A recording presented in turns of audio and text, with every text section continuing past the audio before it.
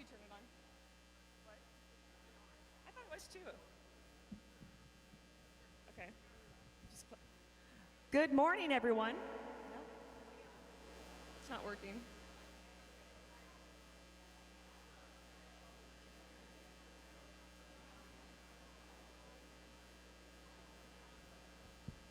Good morning, everyone. Nope. I saw her test it.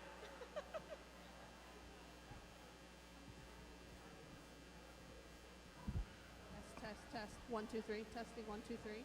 Test 1, 2, 3, 4, 5. Testing. 1, 2, 3. Testing. 1, 2, 3. Good morning, everyone. Is that weird? Yeah.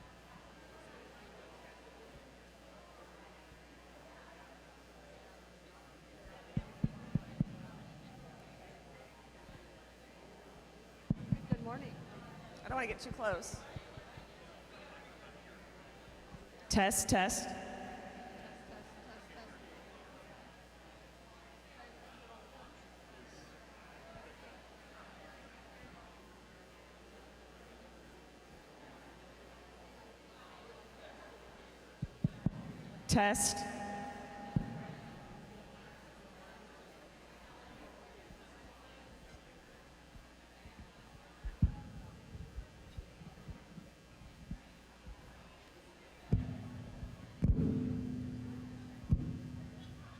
I think we have the AV figured out, so sorry about that.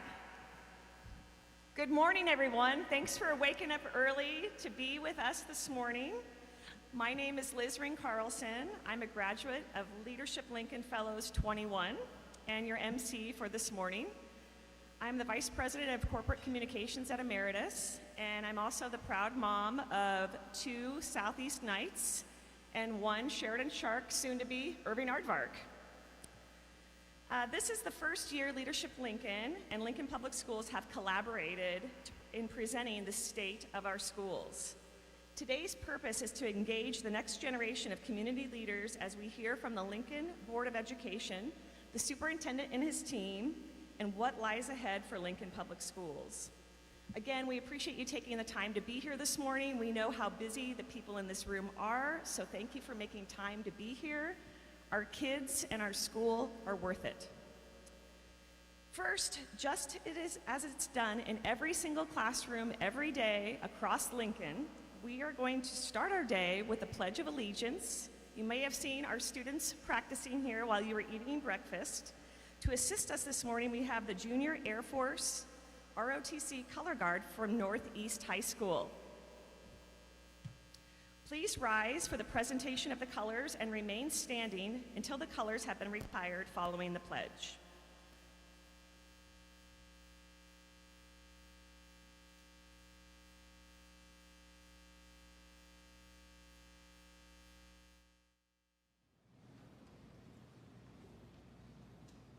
Colors. Ace. Colors. All. Present. Colors.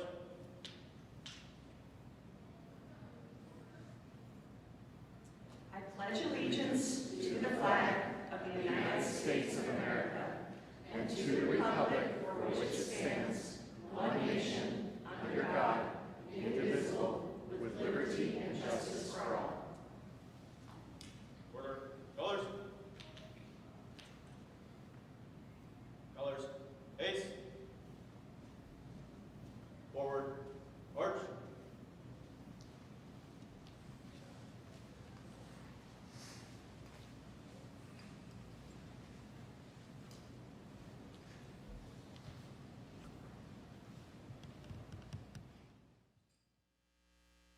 What an impressive group of young people. Thank you. You can be seated.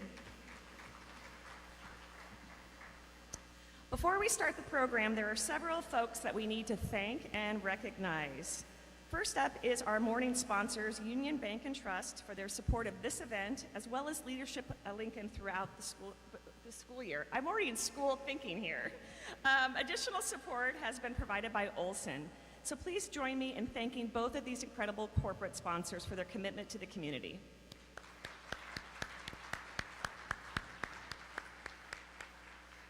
We'd also like to thank our table sponsors today. They are listed in your program. All of these folks are great supporters of Leadership Lincoln and support many causes throughout the community, and we are grateful for their continued support for this event and all they do.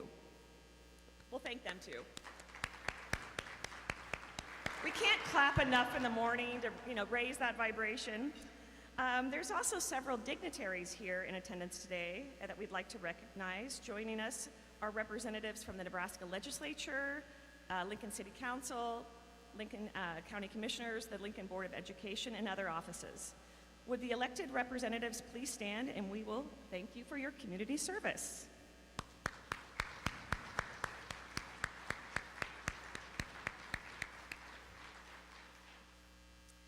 Leadership Lincoln wouldn't be able to make the impact it does without the dedicated efforts of their staff and volunteers who support the agency's mission and initiatives. Would the Leadership Lincoln staff and board of directors, past and present, please stand and be recognized.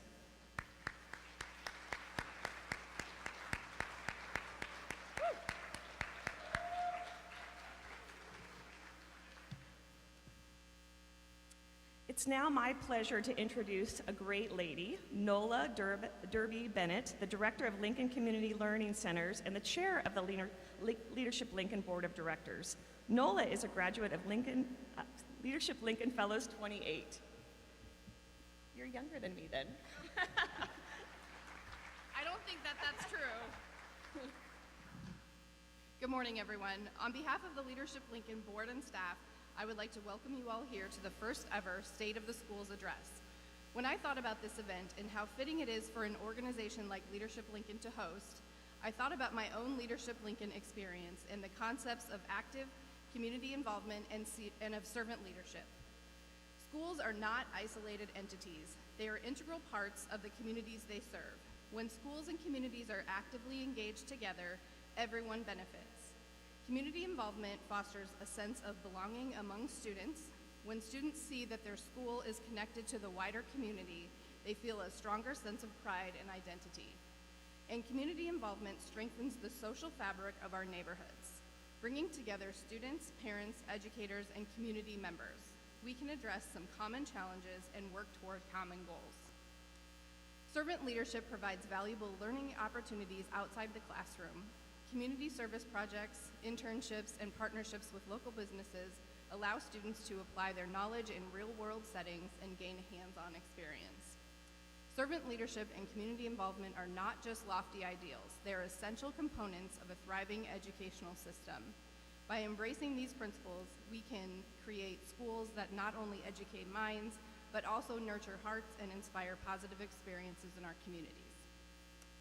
I would like to take this opportunity to recognize this year's Leadership Lincoln participants who have taken time out of their busy schedules to learn more about Lincoln, develop their leadership skills, and engage with one another to keep Lincoln strong and growing. Please stand and be recognized if you are one of our current executive, fellows, advocates, or youth cohorts.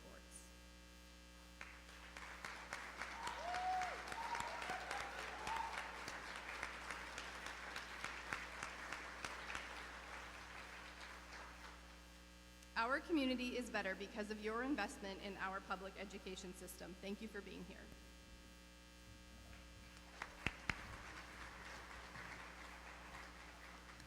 Nola, thank you for all you do for Leadership Lincoln and for the CLCs in Lincoln.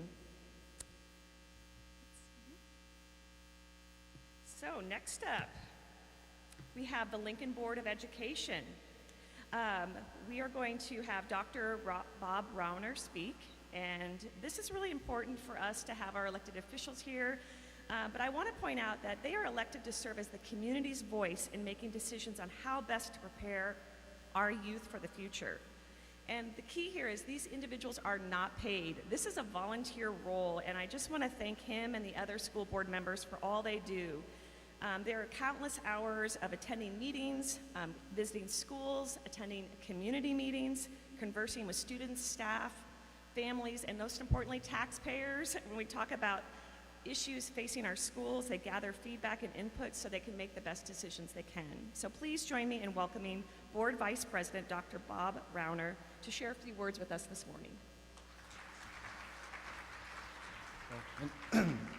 behalf of the Board of Directors, I'd like to welcome you here today. I'm joined by two fellow colleagues, Kathy Danek, you can wave your hand, and Annie Mumgard over here, please wave your hand. So, one thing is, it's fun to follow NOLA because I didn't get to know NOLA first through any official capacity.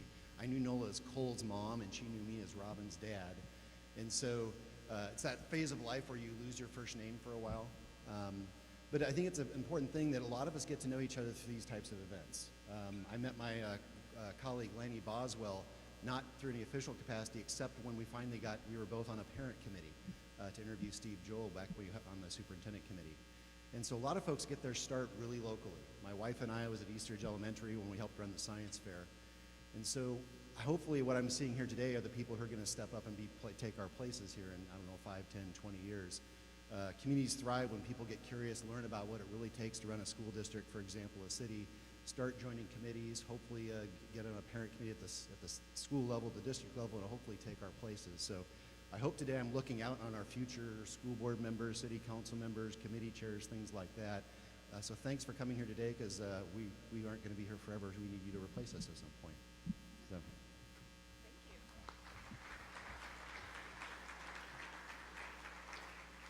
I love the effort for succession planning. That's great. We need amazing elected officials to keep our city vibrant. Now I'm going to turn over this morning's program to Associate Superintendent for Teaching and Learning, Dr. Sarah Salem. Dr. Salem was named Associate Superintendent last summer during a restructuring of Dr. Gaussman's team to better align with the district's work in positively impacting student academic achievement. Prior to her role, Dr. Salem served LPS as the Director of Continuous Learning and Professional Learning since 2015. To help set up the tone for this morning, for the state of the schools, Dr. Salem is going to take us back to the classroom and is going to be giving you all a pop quiz. Yes, dreaded, yes. It's going to be fun. So, Dr. Salem, the floor is yours.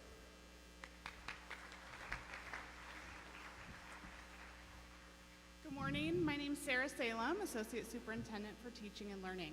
As a former Sheridan Shark, Irving Aardvark, and Southeast Knight, I am really proud to be up here and be able to talk with you all today a little bit about the context of Lincoln Public Schools, and then welcome up Dr. Gaussman to talk more about our new strategic plan. So before we talk about our new strategic plan, we want to give you a little context about the district that we're going to be talking about today. So we tried to set today up like a classroom. You've got yearbooks on the table, number 2 pencils, and you have a quiz in front of you. So as we try to think about today, we did breakfast, we did the Pledge of Allegiance, we're gonna take a quiz just like every good classroom, and if at the end of the day, we'll make it even more like a classroom by giving you a locker that you can't get into. So, if you would please go ahead and find your quiz on your table. I would say eyes on your own paper, but if you cheat a little, that's okay. We have 10 questions for you. I'll give you the question. You'll have about 10-15 seconds to mark your answer, and then we'll give you the answer and a little bit of context. So, pencils ready. Question number 1.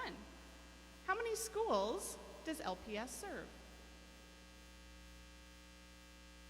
This isn't even the hardest one, folks, so.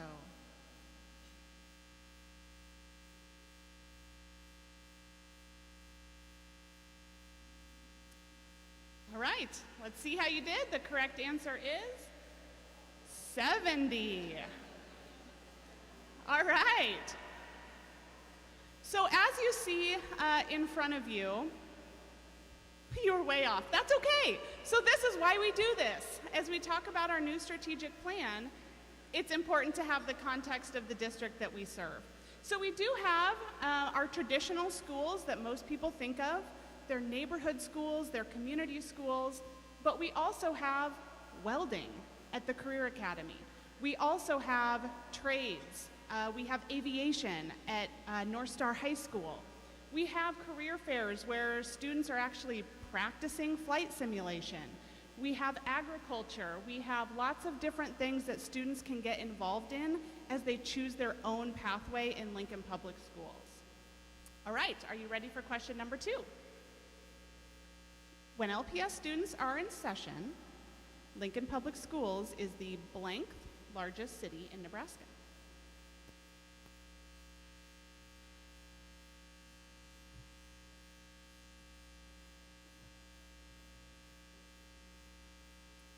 All right, are you ready? Fifth.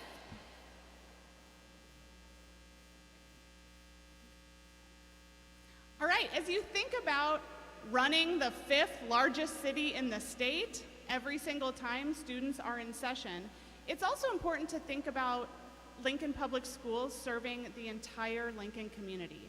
So not only do we serve what you would consider traditional, full-time Lincoln Public Schools students, we also serve over 370 students who are in the private schools, and we serve special education needs in those schools. We serve students who are homeschooled, students who attend private or parochial schools that attend Lincoln Public Schools part-time. Question number 3. What is the most popular lunch item in Lincoln Public Schools? When this is on the menu, lunch goes up.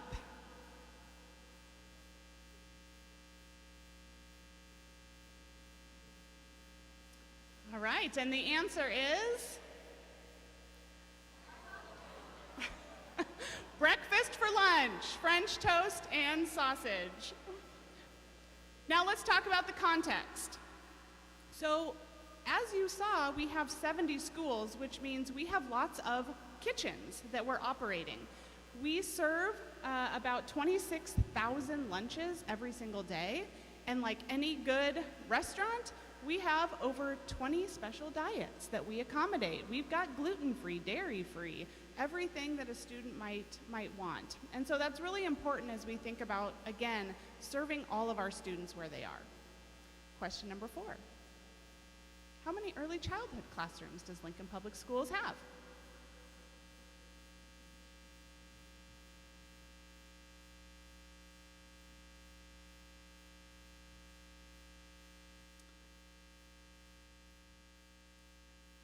All right, and the answer?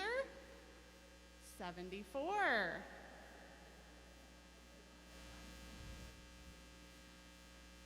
So again,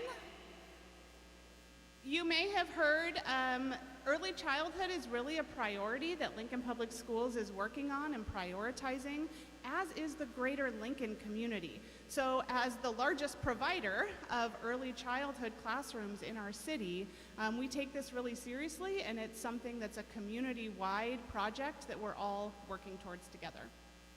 Question number 5. How many staff members does LPS have?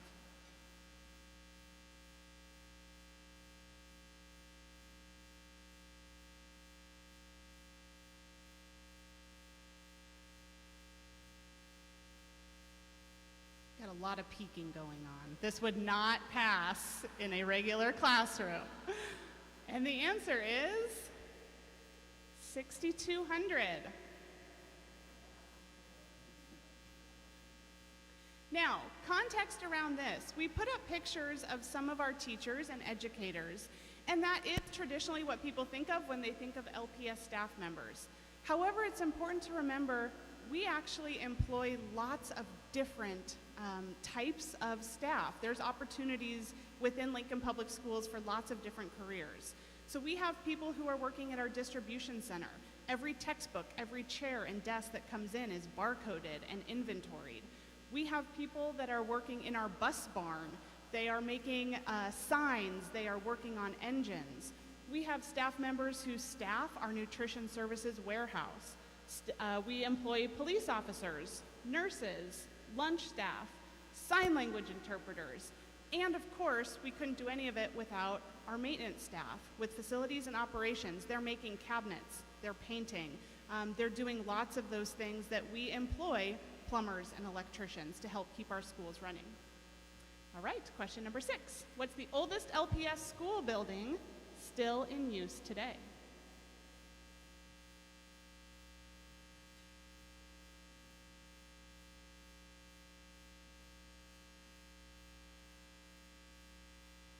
All right, the answer, give a clap if you get it right, Lincoln High.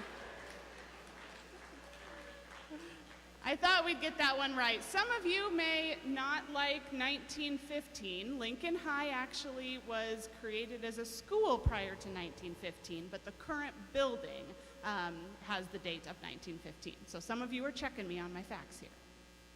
Number 7, what percent of 6th through 12th grade students completed an honors course this year? Honors would include things like IB, AP, gifted courses, or honors courses. All right, the correct answer? 47.5%, almost half. So on this slide, when I talk about context, I want to give a huge shout out to Dr. Takako Olson, who's in the room, Director of Curriculum, Instruction, and Assessment. This has been the driving passion of her and her department over the last 2 to 3 years, really focusing on how we get all student groups excited about challenging themselves. And when they take honors courses, how do we support them and their family as they walk through maybe the first honors course they've been able to take in their middle school or high school career. So we're making progress. Number 8, what are the names of the 3 schools that we've opened in the last 2 years? Board members, you better get this one right.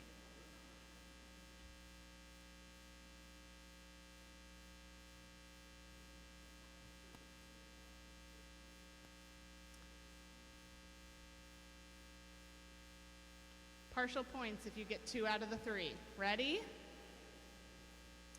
Robinson Elementary, Northwest High School, and Standing Bear High School. Way to go. All right, question number 9. What percent of students are served in our EL, or English Learner Program? And like all good quizzes, bonus points if you can come up with the top 3 languages spoken after English.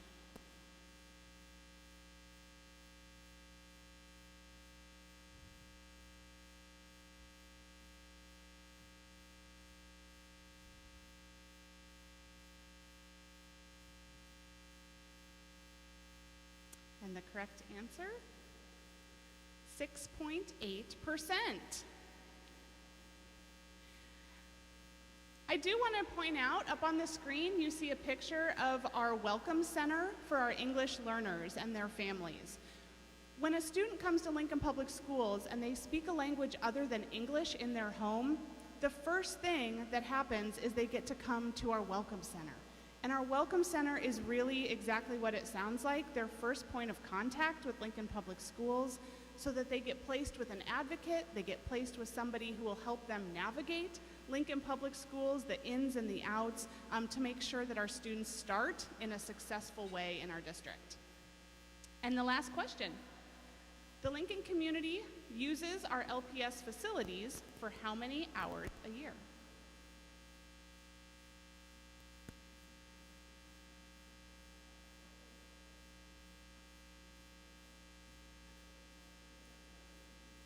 Round up. All right, the correct answer? Over 235,000. Now let me put that number in context. If we're talking about consecutive hours, the Lincoln community uses our facilities for 26 years in one school year. As you think about that being a benefit to the community, it's also a benefit to us as a district. As we look at the organizations who use our facilities, we think about what do we need for our school district. Even just for LPS, we're using our facilities on an almost continual basis for things like show choir and baseball and events.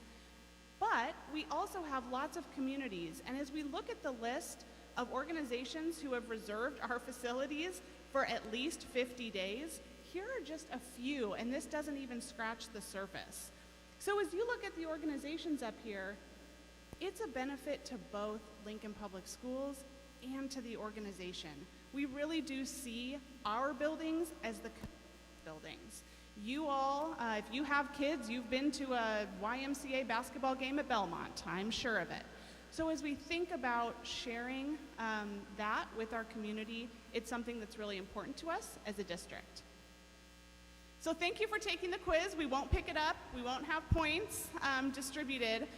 But I do think it's important to just gain a little context on first the sheer size of Lincoln Public Schools, but also all of the services we provide to our students. So with that context, I'm going to invite Dr. Gossman up to share a little bit about our new strategic plan and the way we plan to continue to serve our students.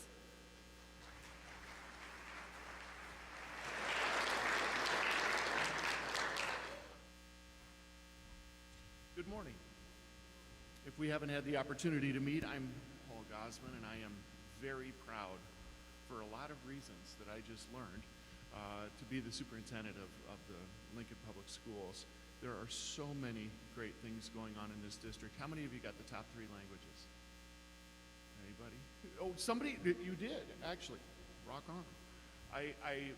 Let me ask you this question. How many languages do you add to those 3 to cover the total number of languages served in this district? It's over 140 languages spoken. Yes, it's only 7% of 42,000 total students who are learning the English language, but when you consider the diversity that we have, this is an exciting place. All good lessons start with you knowing what the outcome of the lesson is. The outcome of the lesson that I have for you today is learning our focus and finding ways you can be engaged. You see, Lincoln Public Schools is really unique. It really is. I don't know if you recall, I grew up in Fremont. This is my 3rd time living in Lincoln.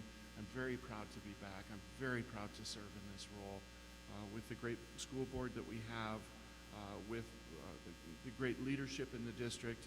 And I want to call out the fact that we're unique in a couple of ways that I think are really important, not only to our strategic plan, but just to us working together.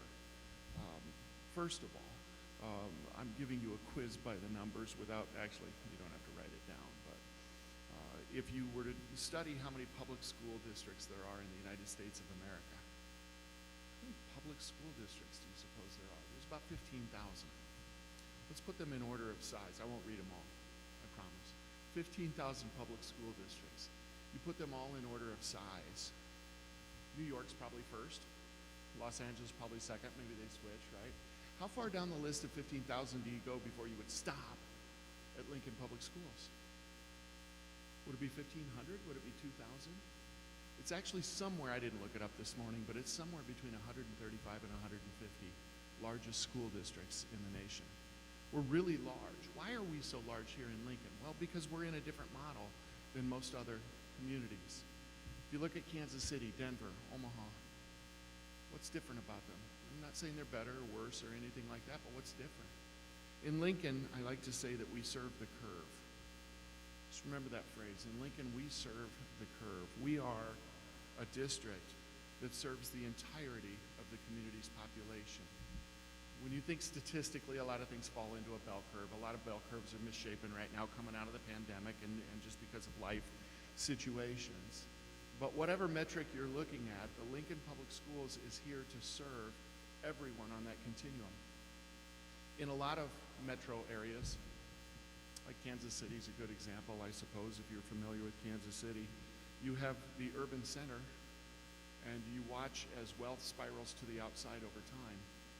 As it does that, it goes to different places. And I'm not saying that Kansas City Public Schools doesn't have wealthy students in it. Of course it does, but they serve a proportion of that curve, right? And you'll see other districts around Kansas City, like, I don't know, Shawnee Mission, Blue Valley. Think Omaha. Omaha's close. We all know Omaha. It's not just OPS. It's Bellevue, and Papillion, and Ralston, and Millard, and Gretna, and Bennington, and I'm missing some.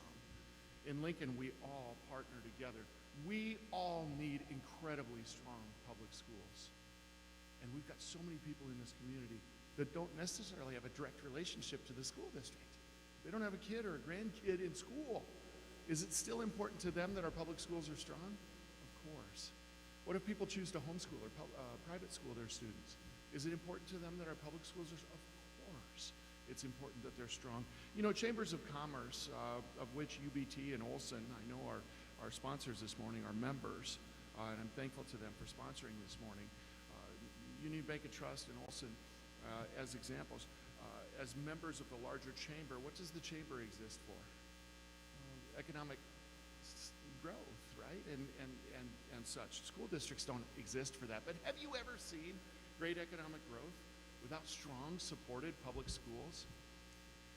Today I'm going to talk to you just a little bit about the future and our focus for the future. And I don't think there's probably any better way to do that than to start by having you look at some of the success that we have and some of the future that is there. And so I'm going to call out the three most important people in the room.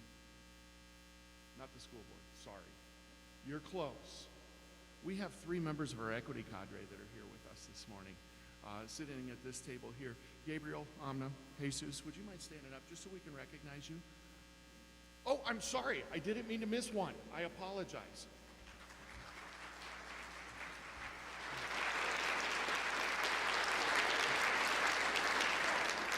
Now, some are close to graduating, but it's still our future, right? This is who we're working to serve, and they've been helpful to us in the development of what I'm about to share with you. And so I'd like to get into just a little bit about our strategic plan, which, as you saw on the first slide, is the logo that we shared about the different things that we're doing. This really is a rework of our mission statement, and the students helped us rework this mission statement for our district going forward. I don't need to read it to you. Certainly you can do that for yourself, but it is important that they are civically engaged. When we developed the strategic plan, and we're still working on it because we've got to put action steps together and finalize just little components in the undercarriage of the strategic plan, we ended up with 4 primary areas. Those 4 primary areas are listed before you. I'm always surprised when I see the second word in the first and the second bullet, the word well-being. Would we have used the word well-being in a strategic plan 25 years ago? I'm not sure that we would have. We would have focused on student outcomes, but today we have to recognize that it's important that students are well so that they can create the outcomes that they need for their future. Of course, we want all students to graduate. We want them to graduate with a diploma and a plan for their future. And in order to be able to do that, we've got to focus on their well-being. In order to achieve student well-being and outcomes, would we have put this word in there 25 years ago? Look at the second bullet. Staff well-being and outcomes. Do you remember when the pandemic started? And we referred to all school staff people as heroes, superheroes, helping solve the problem. And what we have now today are superheroes who are really tired, working very hard, doing everything. And that's fine, except for the fact that they all, whoever, need our school district to be strong. How are we going to engage those people who aren't naturally engaged because they have a child or a grandchild in our schools? We aren't as welcoming as we once were 50 years ago when school is in session, right? So we've got work to do to make certain that we can engage them in different ways. And then, of course, the bottom is that we have to return the investment. District systems and operations. This community invests a great deal in this school district. We owe it to this community to return that investment to them with high-quality student achievement, with students graduating with a diploma and a plan for their future. The strategic plan, the new version and the most updated version, is on our website at lps.org. I'm not going to read it to you today, but if you go to the website, you can search strategic plan. It's right there on the homepage as well. If you click on that, that document actually digitally comes up for you so you can read through all of that as well. Let me break it down just a little bit for you. When we're talking about student well-being and outcomes, what kind of work are we going to do over the next few years? What action steps are we going to create? Well, the action steps we're writing now will help us achieve the statements that you see on either side, on the right side, I guess, of that. I just want to call your attention to the fact that challenging and appropriate instruction are the first words of the first sentence, and intentional supports and relationships for all students. One of them is more academic, the other is more behavioral. But we've got work to do in both because, remember, we're talking about student well-being and outcomes. When we take a peek at the staff well-being, obviously, we've got to support and empower all of our LPS staff to meet the changing needs of students. Yes, students are changing slightly over time, but the process of schooling is changing more now than it has in my entire lifetime. And I'm thankful for that, because we are working to meet the world that we are moving into, if you will. Family and community engagement, I already pointed out to you that we have more people in this community who don't have a direct relationship with the district in terms of a child or grandchild, but they're still our partners. How do we engage them? We are going to engage with outreach that welcomes families and community members in supporting the success of all students. And then the final one, of course, I mentioned returning that investment, that we direct resources based on student needs. You see, when you serve the curve, you've got students from every imaginable background, and all of them need that support, that opportunity to succeed. And we are doing everything that we can within this district to get the resources aligned with the needs of the students in the best way possible. I'd like you to just take a few minutes at your table. I'm going to give you 3 minutes, let's say. Now that I've kind of read through the outline, if you will, the skeleton of the strategic plan, what did you hear that kind of excites you about our future, and maybe we need to do things a little differently? And what did you hear that piqued your curiosity? Turn and face each other at your table and just share a little bit with one another.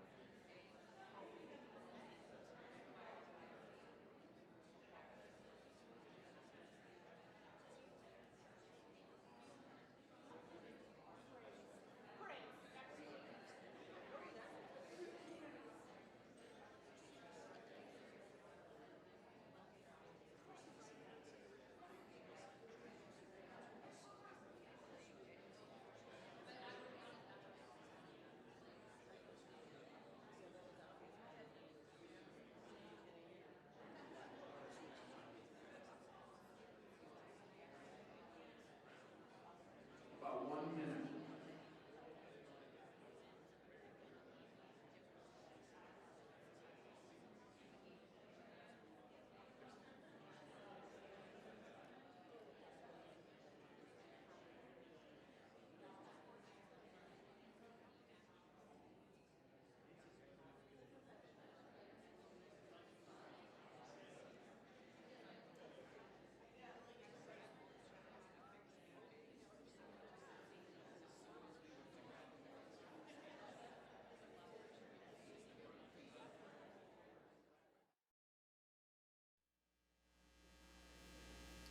Okay, let me gather you back together again. And here's a suggestion for you. On your table, there are some cards, just blank cards that are there. Based on the conversation that you've been having, do you have questions that you would like answered? If so, we're going to do that right at the end today. And so based on the conversations you're having, if you have something or a suggestion you'd like to make, because feedback is so important, we would like to hear from you. And so grab those cards. You can fill those out with the pencil that's on the table. And hopefully you had some rich conversation. Let's talk now about taking these priority areas and developing them into goals. This part's really important to me on our strategic plan, has been since, well, frankly, since I interviewed for this position. If we don't have a goal that we agree to, we don't know if we achieved it or did not. And so it's really important that we have measurable goals about what we're doing. Let me ask you a question in line of just a thought. What grade are students in currently? Most students currently who missed not most, but a good chunk of their kindergarten year because of the pandemic. What grade are they in right now? Yeah, 4th grade right now. As we take a look at the goals under student well-being and outcomes, excuse me, I can't pronounce that word. It's really important to note that this pandemic has stayed with us just a little bit, but it surprises some people to learn, oh wait, they're already in 4th grade, because it seems like yesterday and 100 years ago at the same time, right? But they're in 4th grade now, and it's really important that we do everything we can to move them forward. Many of you have heard the phrase, all means all. It's action in this school district, not just a phrase. It's about our action. We've got to serve and desire to serve all students, regardless of their socioeconomic status, their background, their ethnicity, their whatever, because it makes us who we are. We are stronger in Lincoln because of our diversity. And the All Means All plan was a document and a process and a series of actions that were the marching orders of this district for a couple of years. We have embedded the All Means All plan into our new strategic plan. You will see them on this slide and future slides where you see an asterisk. So that just says that, you know, what are we going to focus on? We've actually set numerical measurables under each of these areas. I just didn't put them all out because that'd be too many words for you all. But in the areas of our graduation rate, our ACT assessments, our MAP assessments, which are nationally normed, our enrollment in honors courses. We heard that during the quiz. Did many of you guess 47.5% passed an honors course? Many people guess that to be a little lower because while this district serves the curve, while this district is urban-suburban, we perform like a suburban district often does demographically. It's interesting to look at it through that lens. The Gold Early Childhood Assessment. See, one of the most often things talked about in this community right now is early childhood. There's a big article in the paper about losing some child care today. We've got to do more for early childhood education, but it's not just about growing more seats. It's about the quality that sits in that process so that kids are ready to learn when they come into kindergarten. Reduction in suspensions, which we've shown great growth over the last few years, and of course a perception survey. When I look at the next one, staff well-being and outcomes, we've got to do a better job over time to get candidates in that will help us so that our staff population mirrors that of our student population at a greater level maybe than it does right now. We value the staff members that we have now, and we want to hang on to them. But as we're bringing new staff members into the district, we want to do so in such a way that has that mirror. Staff retention, competitive compensation as times have changed through the pandemic. We've got to make certain we're competitive within the market, and of course that sense of belonging of our staff members, again through a perception survey. The family and community engagement. Remember, it's not just about are our families engaged in activities and do they have a sense of belonging. It's the people who live in our community that might not have that direct relation. Do they also have the opportunity to be engaged, and do they have a sense of belonging and purpose in this district? And then of course the final one, district systems and operations, where we take a look at the resource allocation that we have and we take a look at how we share those resources with the district in a way where the student needs are greater, receiving the supports that they need. And of course the last bullet there is that it's time for us to update the 10-year facilities plan yet again. This district has done a great job not only in building the 3 new schools that we just talked about on the quiz, but also better than I have seen any other district in retaining and updating buildings that were built not last century, but you know, in some cases, you know, like the original Lincoln High was built 2 centuries ago. And so it's really interesting to look at that. So in our next steps, and then I'm going to turn it back over to Liz for your, Liz Ring Carlson, and thank you, Liz, for emceeing this today, to to have you ask questions, and we'll do our best to get you answers today and in the future. But we are currently working. What are we doing with these priority areas of our strategic plan? We're having our schools using data to create an aligned plan for each individual building. Where do you sit as a building? We're asking them within these areas, and where do you need growth? And what action steps will you use to do that? Of course, aligning the budget as we talked about. And we've got a lot of work to do. I remember when the board approved the strategic plan at a public meeting, and I thought, whew, we got that work done. And then it dawned on me, oh, the real work is about to begin because there's so much to do. This strategic plan will carry us to 2029. We're going to have to be nimble. We're going to have to work together. But the future, as we saw standing up in the 4 students, is really bright.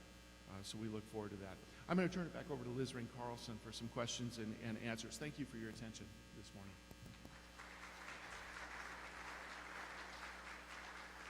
Thank you. I think this one's going to work.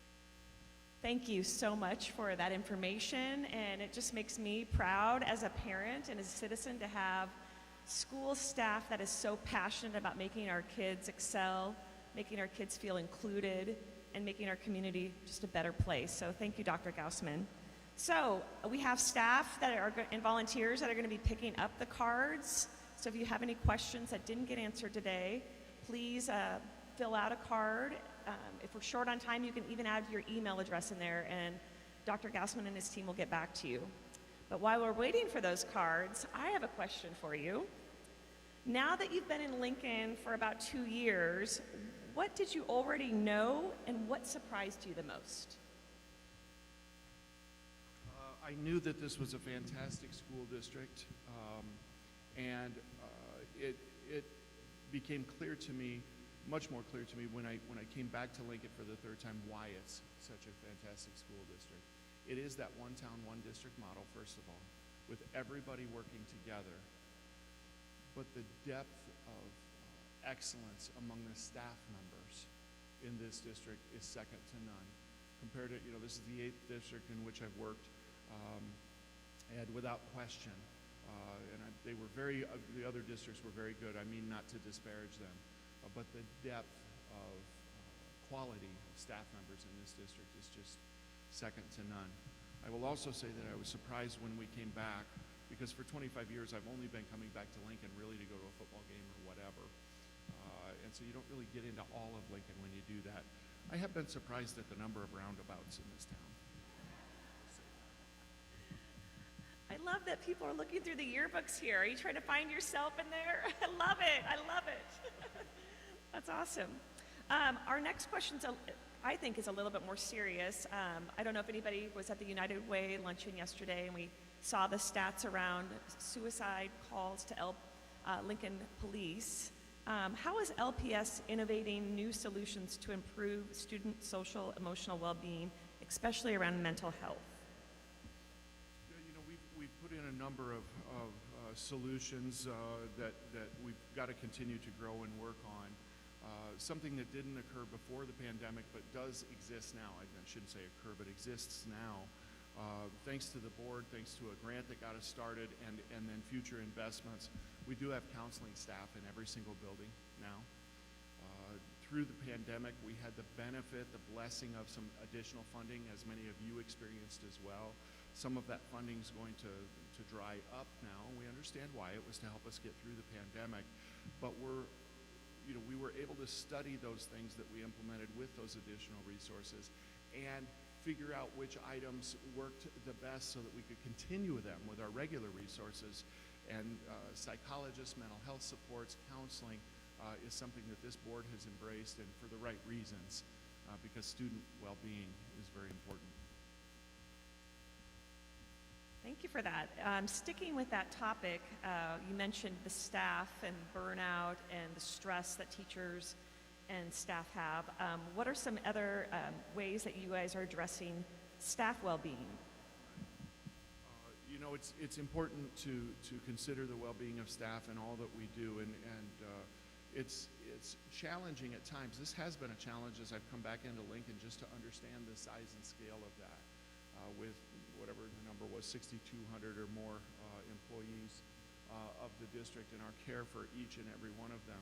We have to study the data to indicate where the needs are the greatest.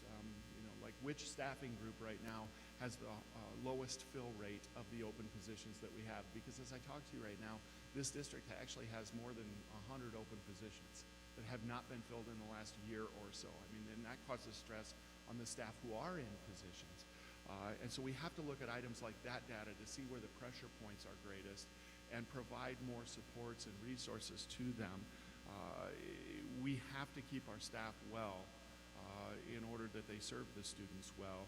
And again, we've got to direct the resources to where those challenging areas are so that we have supports.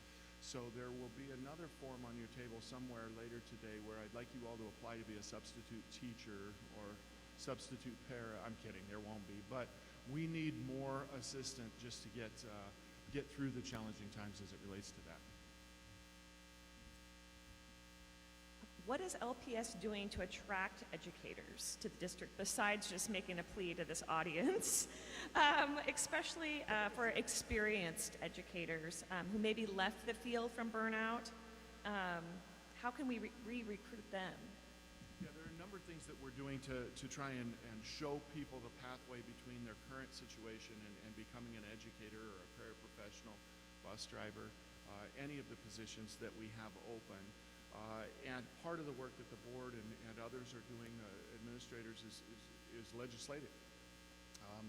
There's been a couple of recent media stories about the challenges of just coming in from another state and being certified so that you could begin working in this state. We need to break down some of those barriers while retaining quality. We don't want to create a situation where we're simply focusing on someone who wants to do it. We need to make certain they have the great training.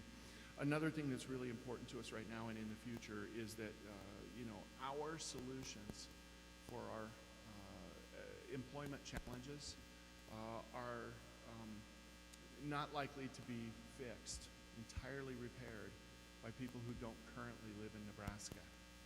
So who does currently live in Nebraska that we can work with moving forward? Our classrooms are full right now of what I hope to be my future colleagues, our future educators.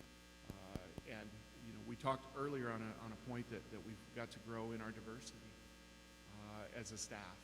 One of the great ways we could do that would be to work with our own students about the noble profession that is education and all of the positions that Dr. Salem mentioned that have to come together in order for education to be successful. I love that you're just in the hot seat here and I can just ask you any question I want to. This one is, I think, concerning maybe to a lot of parents, but maybe for the students in the room too. What is LPS doing to not overwork students?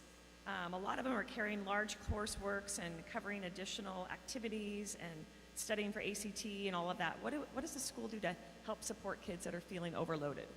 I think the best answer to that is probably going to be in the action steps you see in our new strategic plan that I've shared with you today, because there are a number of things that we need to do a little earlier than we have been doing them in our educational process. It's difficult, in the sense that Lincoln Public Schools, you may not know this, but has one of the shortest school days in the state. Lincoln Public Schools has one of the shortest school years in the state. All districts have two shortest school year, in my opinion. Sorry, students. That I believe we should add some time in order to be able to do more with students, but we've got to get them thinking earlier about their pathway. We don't want in the United States of America to have students be told at a certain grade level, well, this is what you're going to do when you grow up. That's not who we are. But we do want to find their interest, their passion, their success, and show them pathways which they can become successful by chasing that which is most important to them. And I think we're going to have to do that a little bit earlier than we're maybe used to doing that currently. To what extent is reducing suspension and expulsion a priority, and what strategies does Lincoln Public Schools have towards that aim?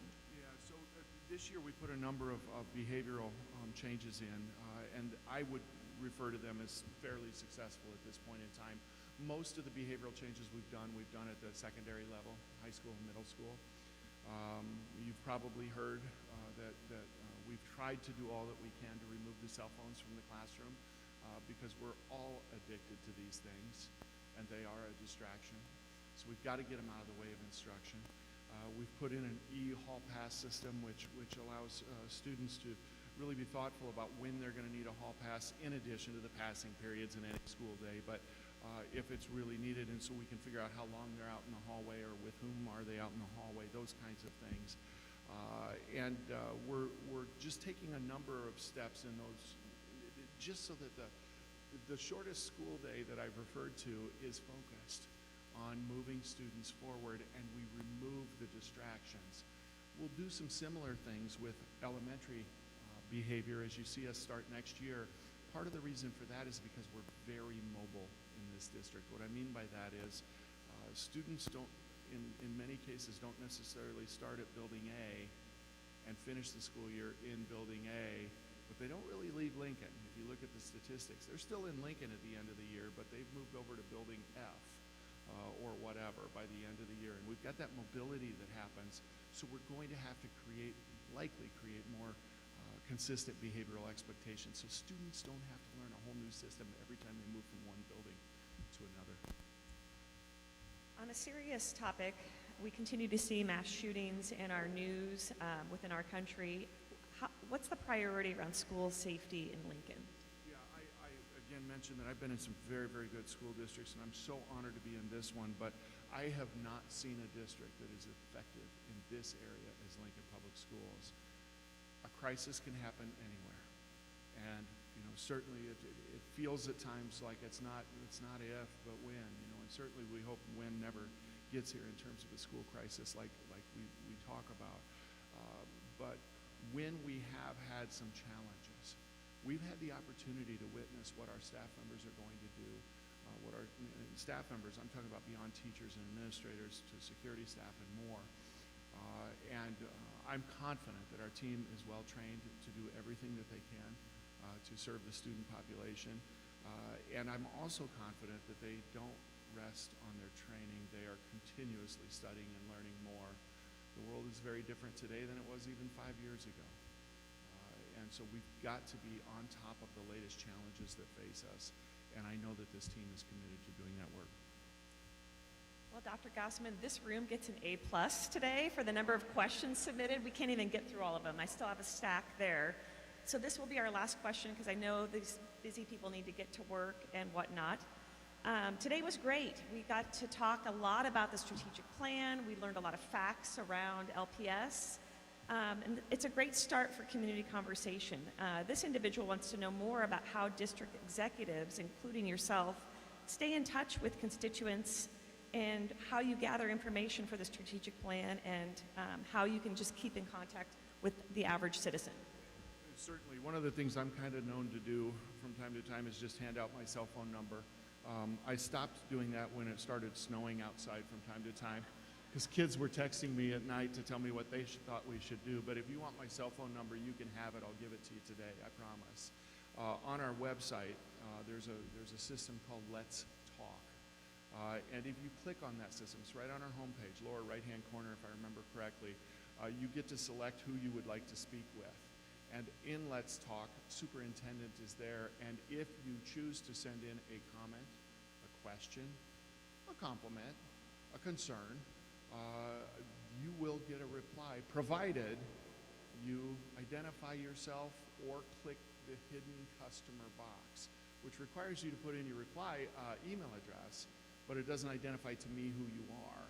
If you click on the anonymous, I'm not able to reply to you. But if you do, I am happy to call you and talk with you. I'm happy to carry on some conversation via the Let's Talk system. All of our administrative team is happy to do that work. We actually track our own response rate, the amount of time that it takes us to respond, and we actually even send you surveys as to how you felt we responded, not only in terms of timeliness, but in the actual response that you receive, because it's important to us that we engage as many as would like to be engaged. And so I call out that Let's Talk system because I think it's so pivotal to our success, But I'll stick around a little bit. If you want my cell number, I'll give you that as well. Well, thank you so much, Dr. Gaussman, for taking the time today to meet with us all, and for Dr. Salem and the Leadership Lincoln staff for putting together this great event, and for our sponsors, Union Bank and Olson. Thank you to all of you guys for coming out today, giving us your time, your input, and your ideas. Please continue to share what you learned today with your friends and neighbors, and stay in touch with Lincoln Public Schools so that we can keep our schools the best that we can in the state. So have a great day and enjoy hopefully sunny weather today.